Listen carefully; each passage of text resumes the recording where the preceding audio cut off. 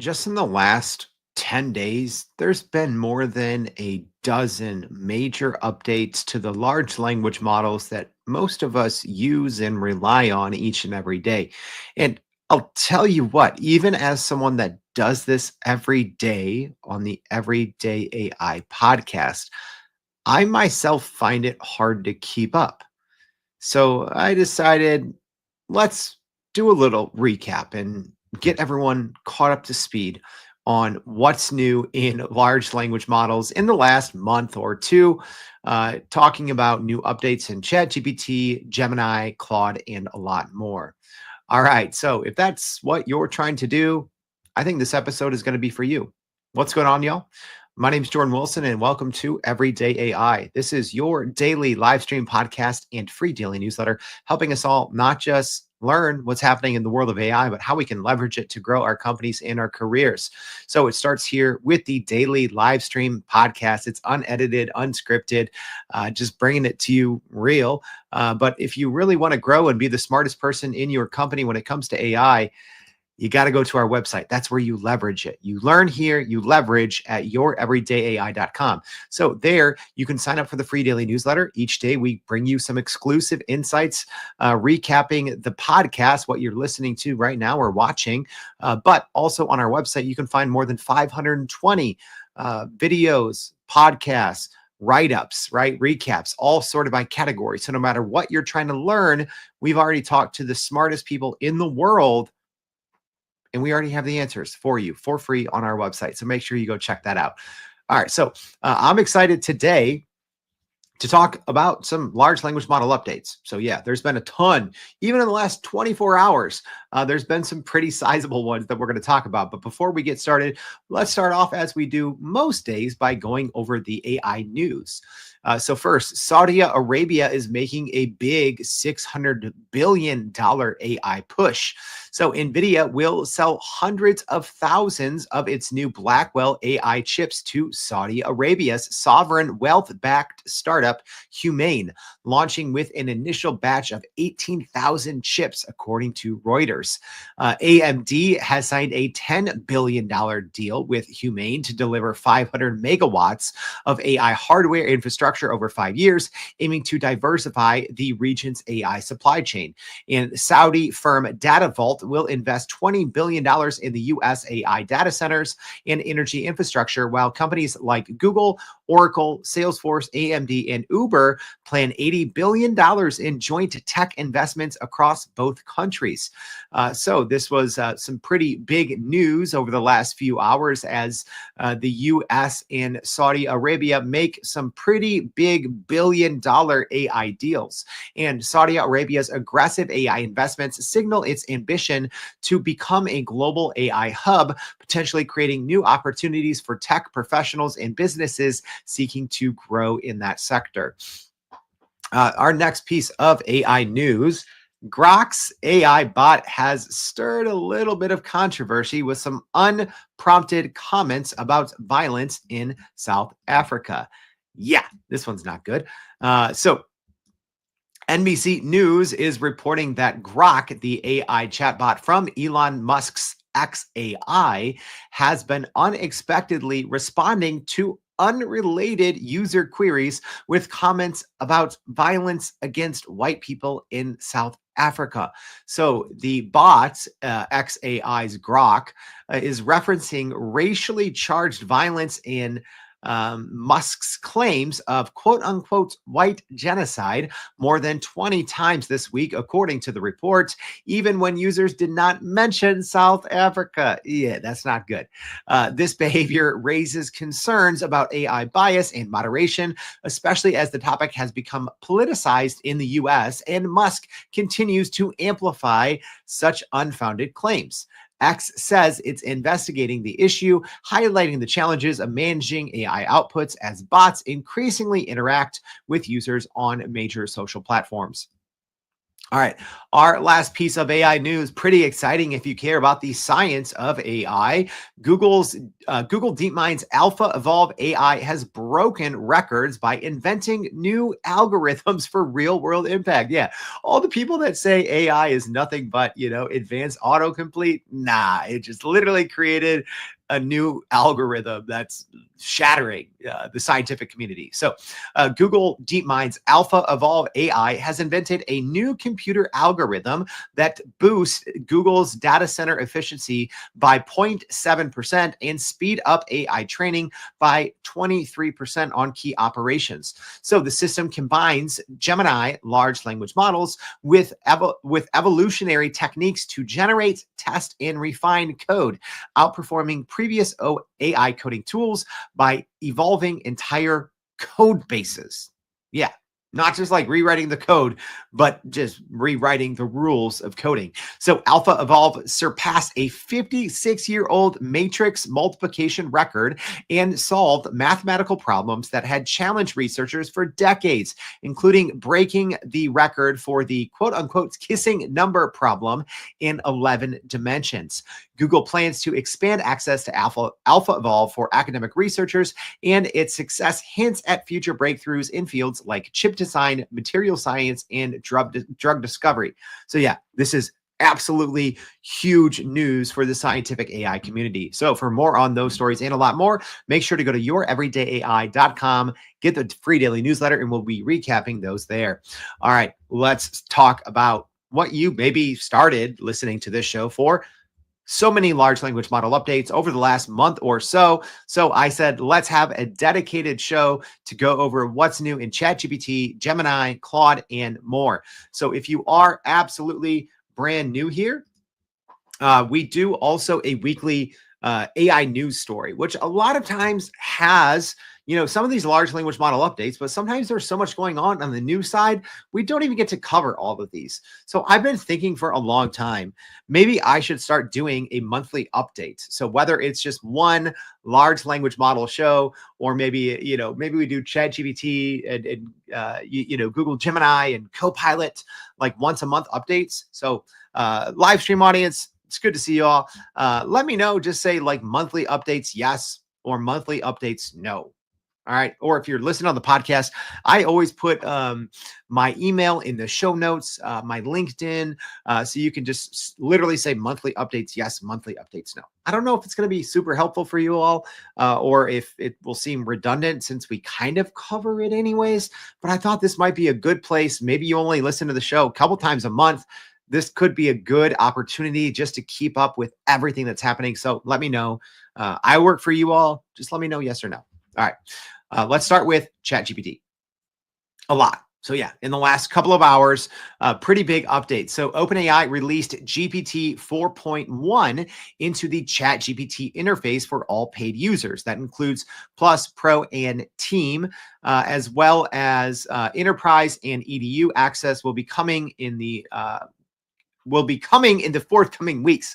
They also introduced GPT-4.1 Mini and replaced GPT-4o Mini for paid users and as a fallback for free users after they've hit their limits. So if you're confused on GPT-4.1, it has a longer context window. OpenAI says it's better for coding and it's a little better at instruction following. So this has been available for more than a month on the API side, and apparently OpenAI said that they heard from a lot of users that wanted this to come to the front end of ChatGPT. So, if you're using chatgpt.com like a lot of us are, we haven't had access to this GPT 4.1 model.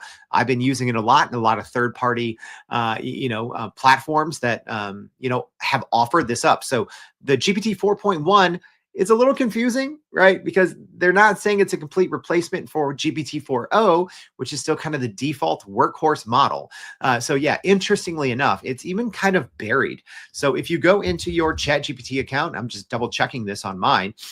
You have to even go down to the more models So it's almost kind of hidden. So yeah, this isn't a replacement for GPT 4.0, which is confusing, right? When you talk about GPT 4.1.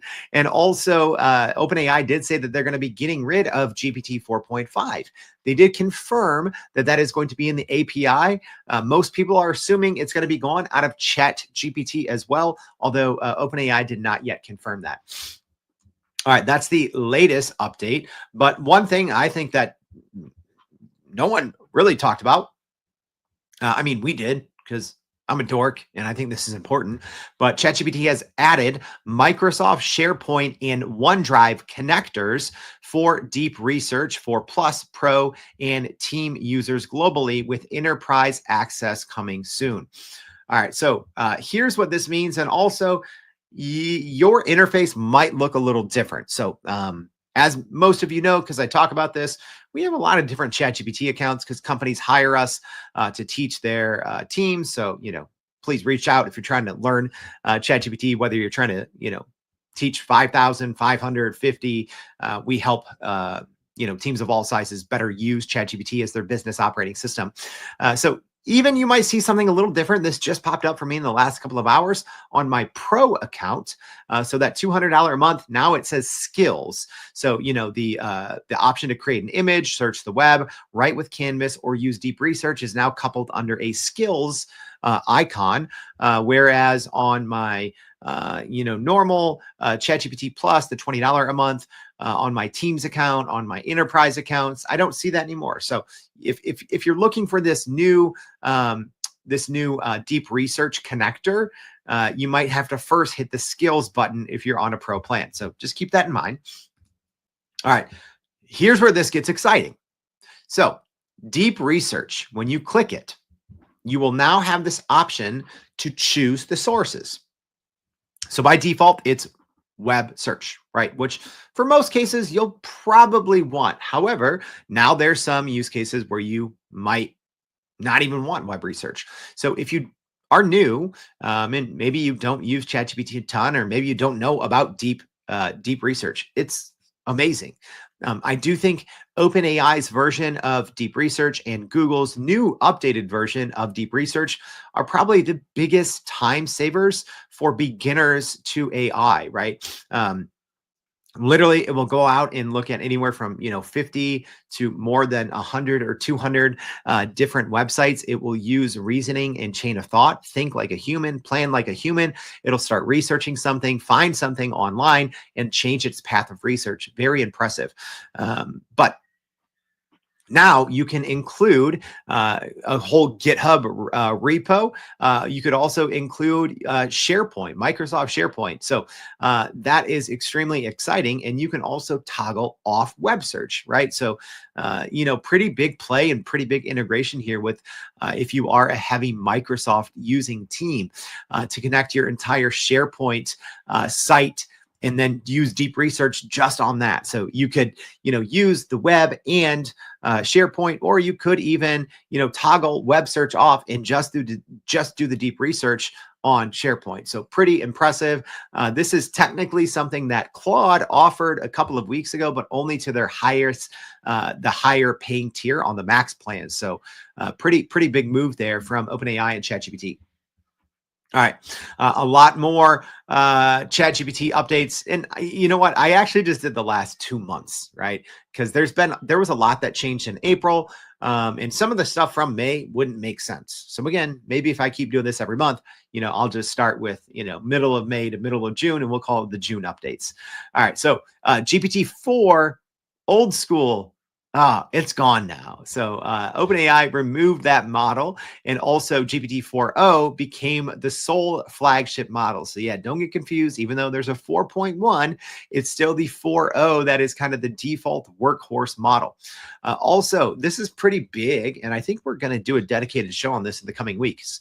ChatGPT is now a shopping platform, right? Fully integrated shopping. So OpenAI added shopping cards with images, prices, reviews, and direct link for product queries. If I'm being honest, I haven't used this a ton because I keep forgetting it's there. This is another one of those things, right?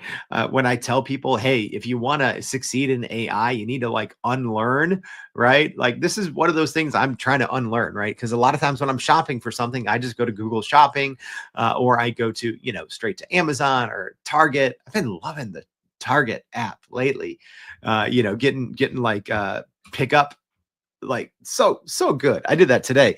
I don't have a ton of time, so to be able to go, do an entire day's worth of or not a day's worth, but to do 2 hours of grocery shopping and just pulling up, amazing by the way. But I'm trying to unlearn and remember now that ChatGPT search is like going full Amazon, right? It is going the ability to chat with shopping products is huge, right? I did read that OpenAI has plans in the future to potentially do the entire checkout process in OpenAI, which would be bonkers. But no official word on that yet. But this is pretty big. I think it's a shot at Google Shopping. I think it's a shot at Amazon, right? Let's be honest. Amazon tried to roll out their AI shopping assistant Rufus, and it stinks. It's not good. Can't answer the most basic questions. So, in what little testing I've done with this new ChatGPT shopping, it's pretty good. Live stream audience, have you guys used this yet? The new shopping feature inside ChatGPT. It's pretty impressive. The downside is, I'll end up spending a bunch of money I don't have. But the upside is I'll save so much time researching. I'm one of those people that I will search for, like, even if it's a $50 something, I'll spend like hours sometimes doing research, right? The old school way. Luckily, I will use, large language models for this now, deep research probably for bigger purchases, but still it's something I'm using a lot of time. And I think even the large language model options have not been the best. Perplexity has had this for a couple of months, but I think Perplexity is like so overzealous when you're asking about products, even if you're not trying to shop. Perplexity has this um, propensity to just push shopping, even when you're not trying to shop. So, like, I know Perplexity has that feature built in, but it's almost too pushy. And when I'm trying to just get more informational about something that I might want to buy, it's trying to push me to buy it right away, and it's actually trying to push me to buy something like way too soon when I'm still trying to learn about it. So, so far the ChatGPT search or sorry, the ChatGPT shopping is not as pushy as the Perplexity one. And it's, again, in my limited testing, it is much better. All right.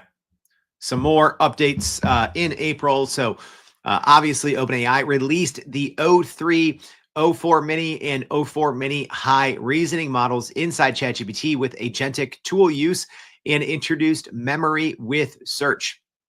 Also in April, smaller one, but kind of cool, and also sets the stage for what OpenAI may be doing in the future. So they OpenAI introduced the ChatGPT image library, allowing all images to be saved and accessed via the sidebar on web, iOS, and Android. So yeah, the mega viral GPT-4o image gen. So if you didn't know, all the images that you create right now with that image gen, there's a little library icon on the left-hand side. So why is that important? Well, if you listened to the show a couple of weeks ago, we saw reports that OpenAI is working on a social network, among other things, that will very prominently display the images that people create with this new feature. One small little step, right? There's no social network yet, but it looks like OpenAI may be sneakily laying the groundwork for a social network of the future.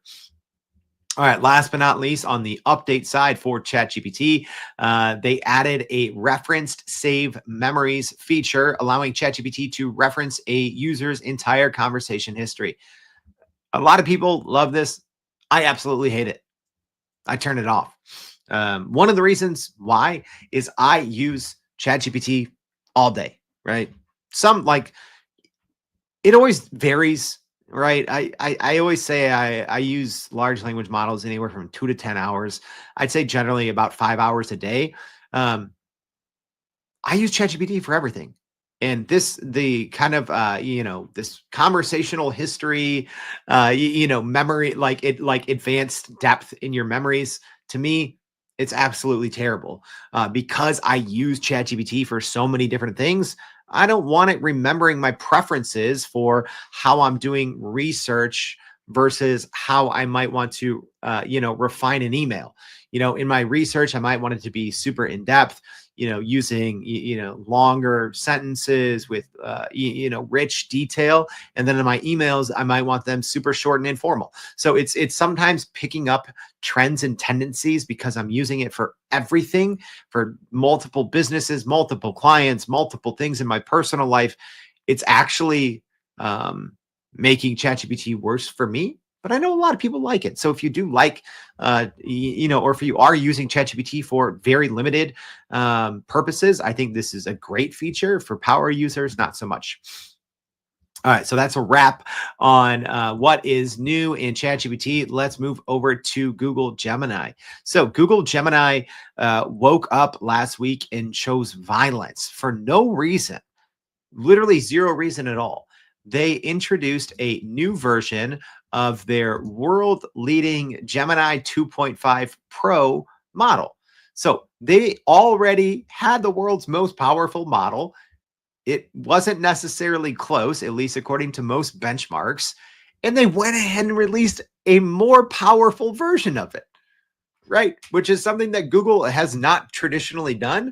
Normally it's OpenAI and Google and sometimes Anthropic or Meta. Right, everyone's timing their releases around each other. It's like, oh, OpenAI comes out with the world's most powerful model, and the next day, bam, Google responds back, right? Or Claude, right? Although Claude's been sleeping at the wheel for like 6 months.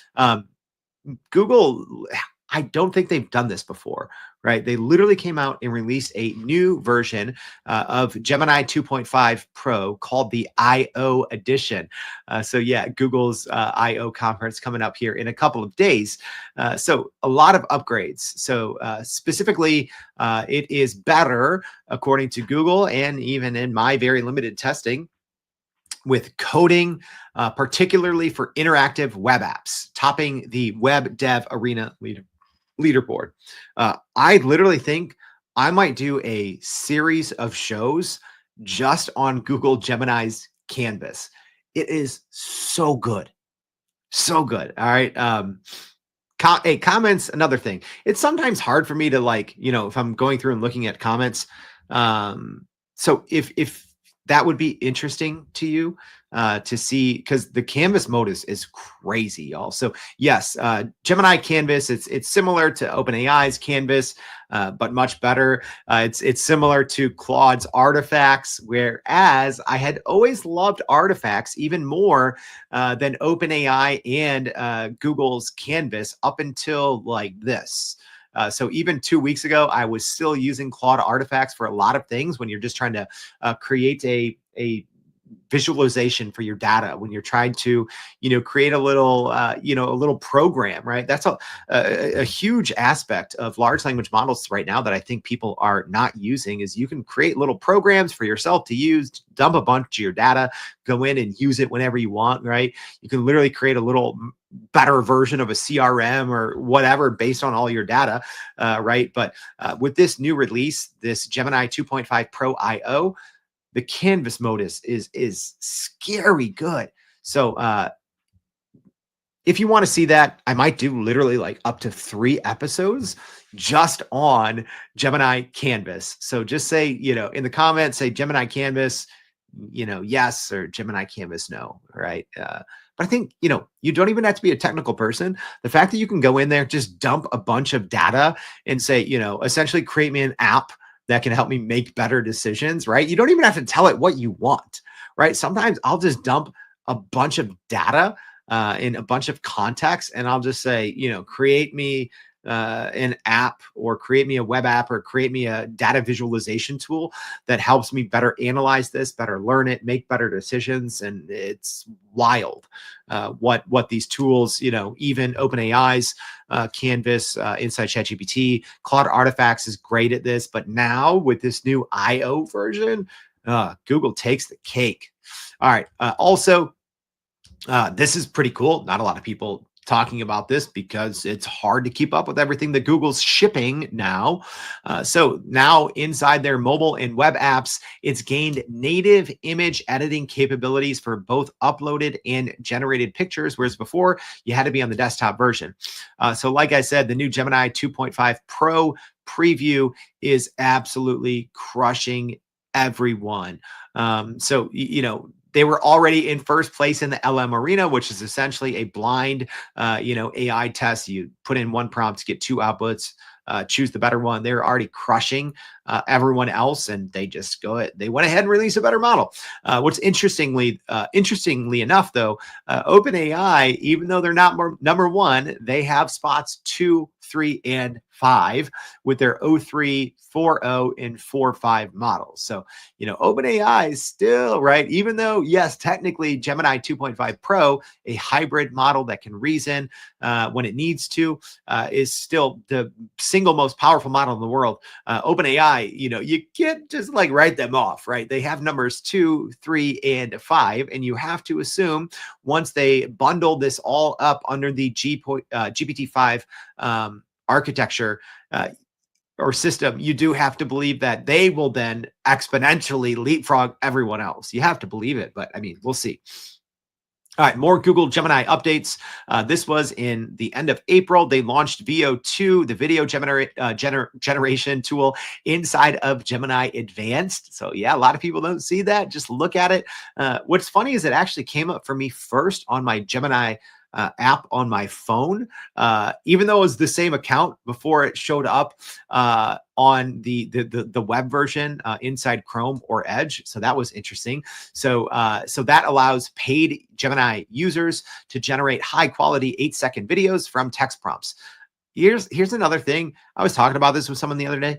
There's a good chance that you have Gemini Advanced and you don't even know. So if your company uses Google Workspace, there's a good chance that your company just pays for that extra storage. It's the Google One subscription, and that includes Gemini Advanced. It includes Notebook LM Plus. So there's a good chance that you already have access to VO2, which is the world's best, and it's not even close, AI video generator, and you might not even know it. So yeah, you might be wondering, well, what would I use it for? I don't know. Maybe your website needs, updated visuals and put a video background, right? You can literally just do an 8-second video background on your website, see if it brings in more conversions. If you have something old and ugly, there's a good chance it might. Also now, Gemini 2.5 Flash is the newest Flash model. This is great for people building off of the Google Gemini API. There's really no reason to use it if you're going to gemini.google.com, right? Because there you're not paying for it. So you're always going to use the most powerful version, which is 2.5 Pro for most use cases, right?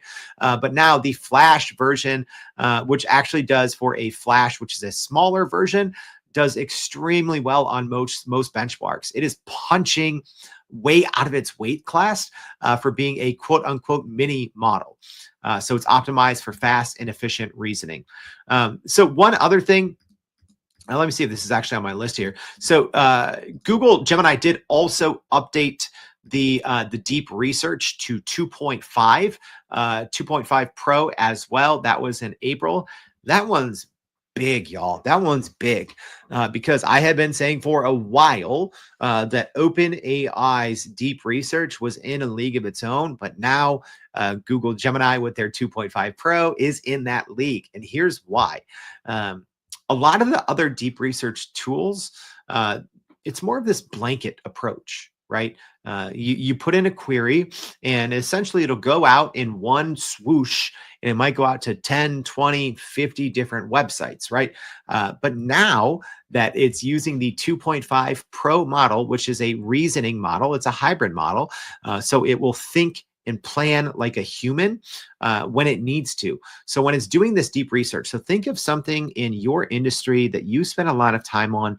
Maybe it's a growing a growing trend in your industry.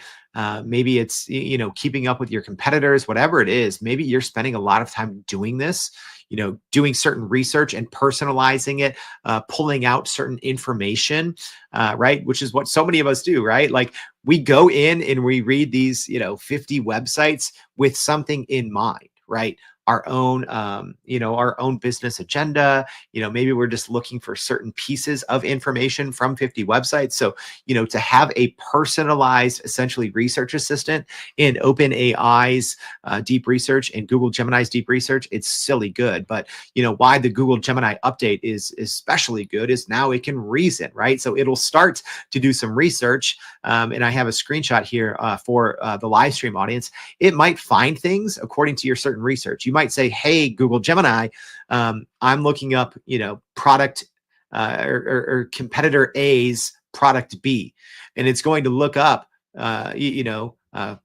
competitor A, product B, and it's like, oh, wait, did you know that competitor C has product B as well? Let's research that. Even though you told me, right, human, you told me that only, competitor A has product B. Actually, competitor C and D just released this a week ago, whether you know it or not. So it's still going to fulfill your query. But as it goes out, it's going to find new things, and it may steer, it may create a fork in the research road, whereas the previous version of Google's deep research did not do that. All right, here we go with Anthropic Claude, their April and May updates. So the May one, this is pretty good if it worked consistently, but it just doesn't work consistently. Come on, Anthropic, get it together. Fix this. I'd love it. It even works better than Google's own integrations in some use cases. So May 1st, Anthropic launched their integrations feature, which connects Claude to external applications, including Jira, Confluence, Zapier, and others. And the expanded research capabilities with an advanced research mode for thorough report preparation with up to 45 minutes of research time. That's nutty. But the one that I think a lot of people are talking about, myself included, is the new research capability and Google Workspace integration. So being able to connect to your Gmail, Calendar, and Google Docs. And this transforms how Claude can find and reason with information. So yes, if you are on a paid Claude account, first of all, this new interface, Claude, I don't know if it's just me, y'all. I hate it. I mean, Apple does the same thing. Claude's interface used to be super clean. Now, like you got to click like 8 times, right, to do simple things. Whereas before it was like 3 clicks, right? I know that sounds like petty for me to pick on Claude, but when they launched this new, they're like, oh, we have a cleaner UI, better user experience. I'm like, no, you don't. I got to click way more. And that makes me not want to use your stinking tool. That and the fact that even on a paid plan, after I use Claude for 10 minutes, it's like you've hit your rate limit. Anyways, what I do like about Claude now is the ability to connect your Google Drive, your Gmail, so it can search your Gmail as well as your calendar. And it actually, in some situations, does this better than Google's own tools, right? So as an example, I did something. I said, what's on my calendar for tomorrow?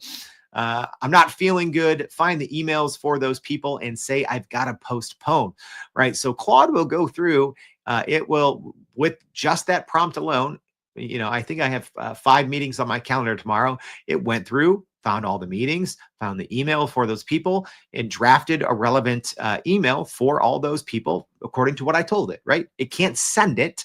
When I try to do the same thing inside Google Gemini, unfortunately, it didn't work well, even though Google Gemini is directly integrated with, obviously, if you click that @ button, right? So if you go to gemini.google.com, and if you're using Google Gemini in the chat interface, you can click the @ button and pull up your calendar, your Gmail, etc.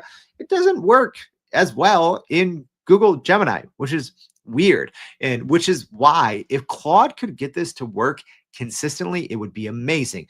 The problem is, like, one thing I try to use it for is to go through large batches of emails and asking for specific things. And a lot of times it's not really using the conversational aspect, right? The NLP aspect of a large language model. It's usually just doing more search based. So, I'll say something like, hey, tell me everyone that's reached out, about sponsorship or advertising, something like that. And it literally just does a search for the word like sponsorship or advertising, right? But then I'll see emails where it's like, okay, clearly these companies reached out to sponsor or advertise or have me speak or something. But because it doesn't match that exact word, also the Claude, it does at least I tested it for a few hours a couple of weeks ago, and it really struggles going deeper into your email inbox, right? I have tens of thousands of emails. It doesn't do a good job, right? It will just generally do like the closest exact search, or just like your first couple of pages of emails, but that doesn't help me, right? And if you use email like I do, right, I don't delete emails, I don't archive them, right? I try to read them as much as I can, but I get way too many emails. Stop selling me all your garbage, random AI, right? I get 100 emails every day, like, oh, we have a better large language model than ChatGPT. Put us on your show. No, you don't. Anyways, I can't like literally search and find this. So if Claude can make this better, I would love it. And maybe it's just me. Live stream audience, let me know. Have you used this? Is it good?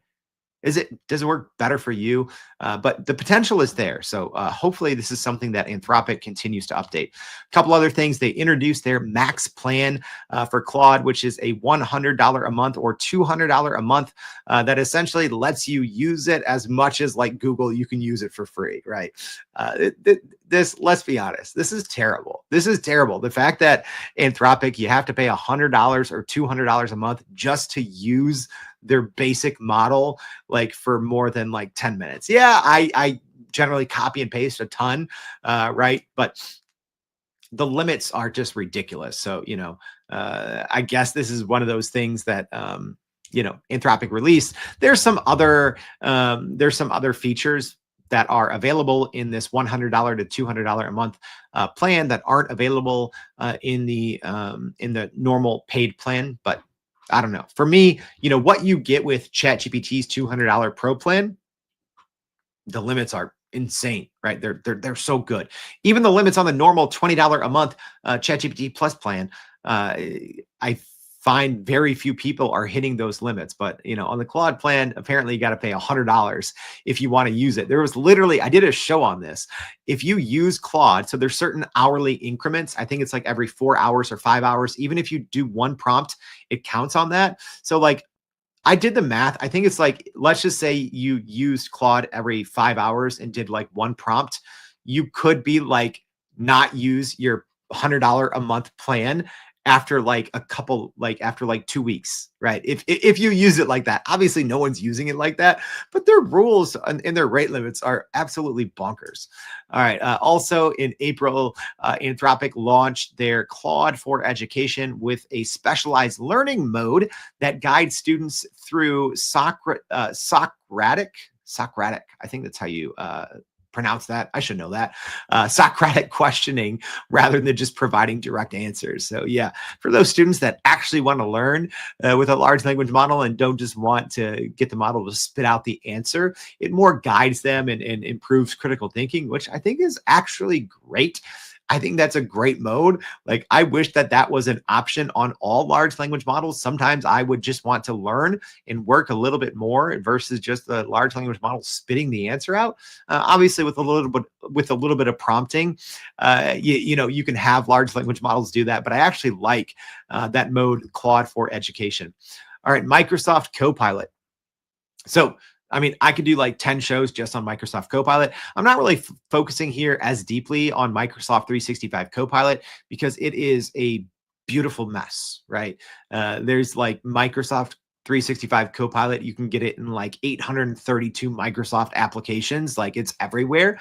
But a couple of things that have some new updates. So Copilot pages have become available worldwide for signed-in users. They've introduced a deep research feature for pro users using advanced reasoning models using OpenAI's.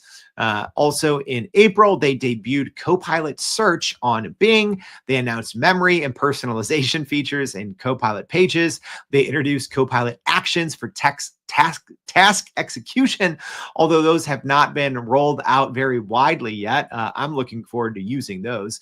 They've expanded Copilot Vision to new platforms, which is so cool, by the way. Has anyone used Copilot Vision? So essentially, if you're using the Edge browser, if you look at the very bottom, there's this little tab. That's the Copilot Vision.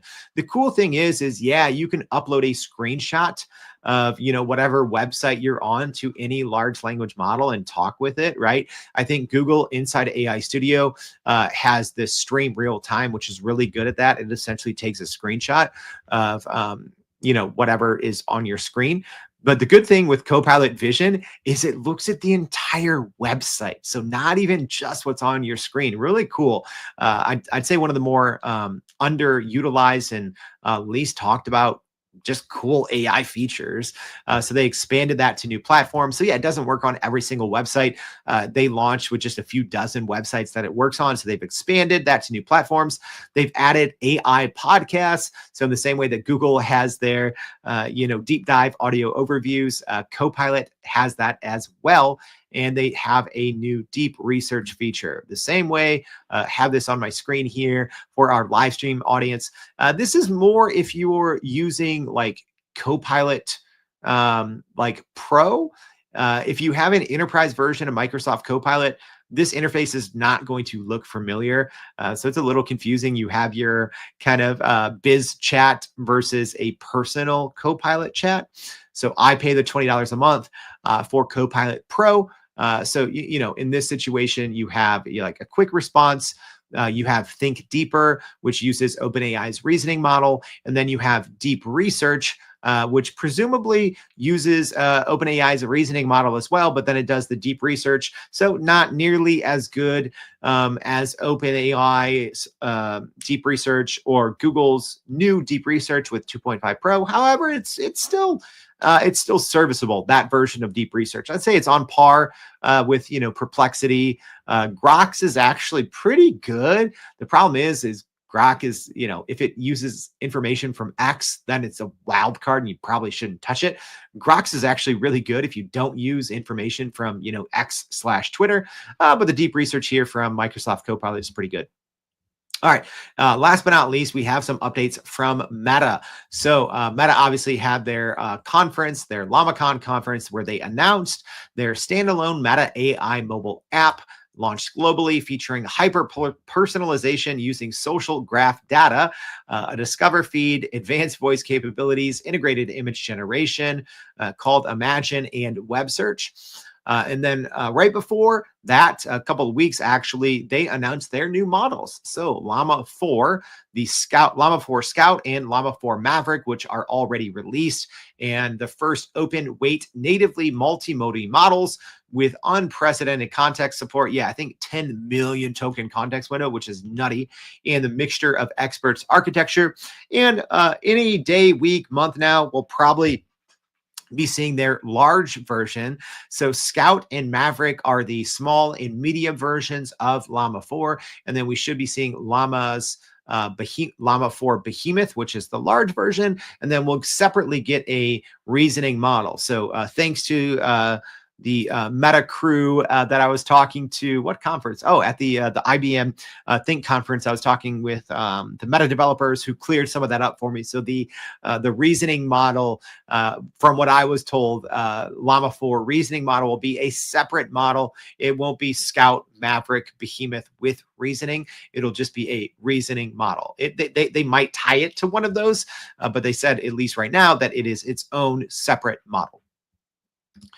All right. Oh, no, there's still Grok. So Grok announced a couple of new things in April. So they introduced personalized memory, so similar to what ChatGPT rolled out, and custom workspaces, which allows Grok to retain information from previous conversations and organize related content. And they also launched Grok Studio, which is a Canvas-like collaborative tool for creating various forms of content, supporting code execution and Google Drive integration. So here we go. The workspace, now it's, a year ago, this was really cool and innovative, but now it's like, you just got to have it, right? So when you launch a new chat in Workspace, you can have it start with custom instructions. You can have it start with attachments. So if you use projects inside ChatGPT or projects inside Claude, or kind of gems inside Google Gemini, a little different, then this would be familiar. Oh, another thing that was on the Google Gemini update list that I forgot to put in there because they didn't announce it. It just happened. But now your gems inside Google Gemini can actually use the most powerful version, Gemini 2.5 Pro, which makes gems now all of a sudden really good and really useful. And I hope that OpenAI will soon follow suit. The problem right now with GPTs, right? So talking about gems, I got sidetracked here. So the problem is you still have only the GPT 4.0 model that you can use for GPTs. Luckily, they did add 4.0 image generation, so you can create GPTs that can use the 4.0 image generation. But the most powerful models, the O3, right? You can't use that for GPTs. But inside Google Gemini Gems, you can use 2.5 Pro. All right. So, and then last but not least, for X/Grok, they launched their voice assistant with action taking capabilities. So, oh no, sorry. This is wrong headline here. This is for Perplexity. Hey, I'm a human. Humans make mistakes. So Perplexity launched their voice assistant with action taking capabilities on iOS. This was about 3-4 weeks ago at the end of April. They also upgraded their GPT powered image generation. They added Grok 3 beta for advanced reasoning capabilities. Or no, they didn't. Sorry. My last slide here is confusing. All it's supposed to say is Perplexity added their new voice assistant inside the iOS app, which has a ton of potential.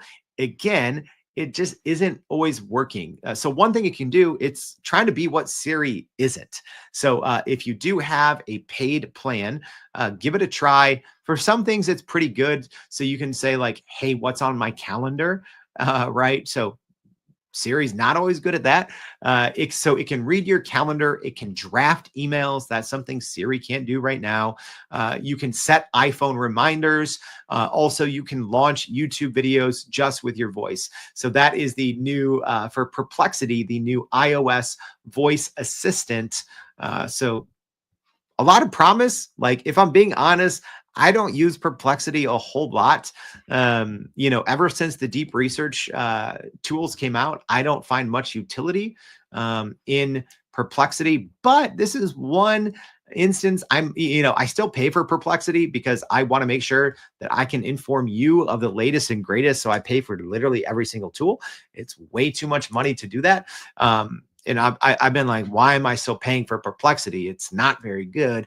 If I'm being honest, it's not. But this is one thing. Hey, no one right now likes Siri. No one does, right? We're supposed to get all these AI, Apple Intelligence, Siri. Siri's still dumber than a box of rocks. And that's being mean to the box of rocks. It doesn't know anything. It can't do anything. It has like zero AI, right? There's actually multiple class action lawsuits against Apple because of all this marketing and commercials they put out about this smarter Siri with all this AI, and it doesn't do anything. Anyways, Perplexity could actually compete here if they make this better, number one, and if they add more features, number two.